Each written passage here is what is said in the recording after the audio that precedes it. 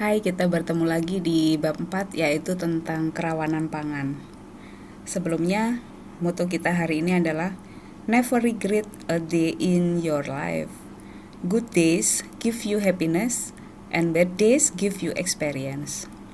Jadi setiap hari yang kita lewatkan itu bukan tidak ada hari yang baik, tetapi apapun harinya itu memberikan sesuatu yang berharga buat kita. Hari yang baik akan memberikan suatu kebahagiaan, tetapi hari yang menurut kalian tidak baik itu memberikan sebuah pengalaman buat kalian.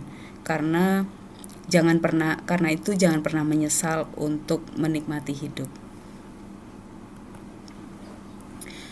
Nah, di awal sebagai pendahuluan kita belajar tentang kerawanan pangan. Istilah rawan pangan atau food insecurity itu merupakan kondisi kebalikan dari ketahanan pangan atau food security.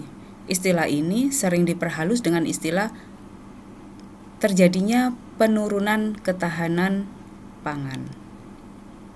Meskipun pada dasarnya pengertiannya sama. Jadi pengertian rawan pangan itu adalah didefinisikan sebagai suatu kondisi ketidakmampuan untuk memperoleh pangan yang cukup dan sesuai untuk hidup sehat dan beraktivitas dengan baik untuk sementara waktu dalam jangka panjang. Kondisi ini dapat saja sedang terjadi atau berpotensi untuk terjadi. Rawan pangan juga didefinisikan sebagai kondisi yang mengandung unsur yang berhubungan dengan state of poverty seperti masalah kelangkaan sumber daya alam, kekurangan modal, miskin, motivasi, dan sifat malas yang disebabkan ketidakmampuan mereka mencukupi konsumsi pangan.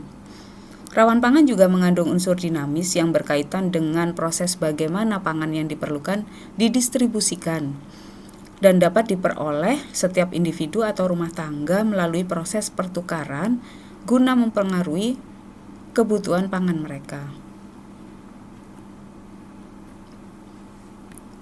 Kondisi rawan pangan.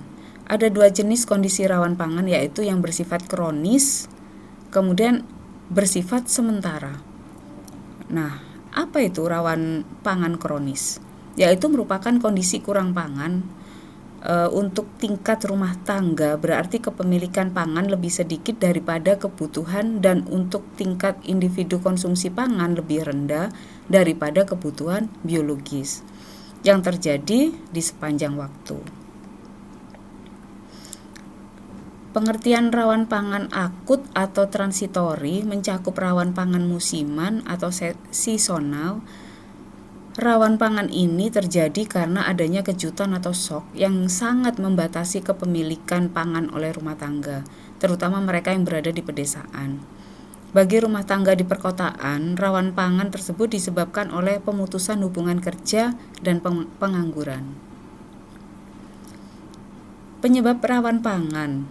Kerawanan pangan terjadi kalau suatu rumah tangga, masyarakat, atau daerah tertentu mengalami ketidakcukupan pangan untuk memenuhi standar kebutuhan fisiologis bagi pertumbuhan dan kesehatan seluruh individu anggotanya.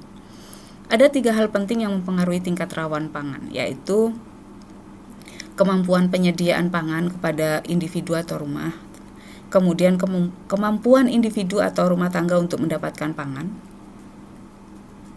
proses distribusi dan pertukaran pangan yang tersedia dengan sumber daya yang dimiliki oleh individu atau rumah tangga. Indikator rawan pangan. Tanda-tanda rawan pangan yang erat kaitannya dengan usaha individu atau rumah tangga untuk mengatasi kerawanan pangan.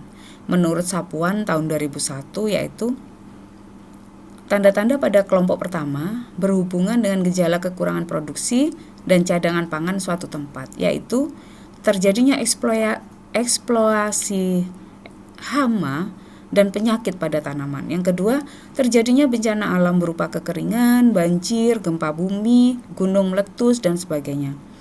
Terjadi kegagalan tanaman pangan makanan pokok, dan terjadinya penurunan persediaan bahan pangan setempat. Indikator rawan pangan. Tanda-tanda rawan pangan kedua yang terkait akibat rawan pangan yaitu kurang gizi dan gangguan kesehatan, yaitu meliputi Bentuk tubuh individu kurus, ada penderita kurang kalori protein atau kurang makanan. Terjadinya peningkatan jumlah orang sakit yang dicatat di Balai Kesehatan Puskesmas. Yang keempat, peningkatan kematian bayi dan balita. Yang kelima, peningkatan angka kelahiran dengan angka berat badan di bawah standar. Yang ketiga, tanda-tanda yang ketiga yang erat hubungannya dengan masalah sosial ekonomi dan usaha individu atau rumah tangga untuk mengatasi masalah rawan pangan, yaitu yang pertama, bahan pangan yang kurang biasa dikonsumsi seperti gadung yang sudah mulai makan sebagian masyarakat, yang sudah mulai dikonsumsi oleh sebagian masyarakat. Kemudian yang kedua, peningkatan jumlah masyarakat yang menggadaikan aset, peningkatan penjualan ternak atau peralatan produksi seperti bajak dan sebagainya. Meningkatnya kriminalitas. Jadi tanda-tanda yang ketiga ini adalah terhubung dengan masalah sosial ekonomi, sehingga usaha individu atau rumah tangga itu harus mengatasi masalah rawan pangan itu.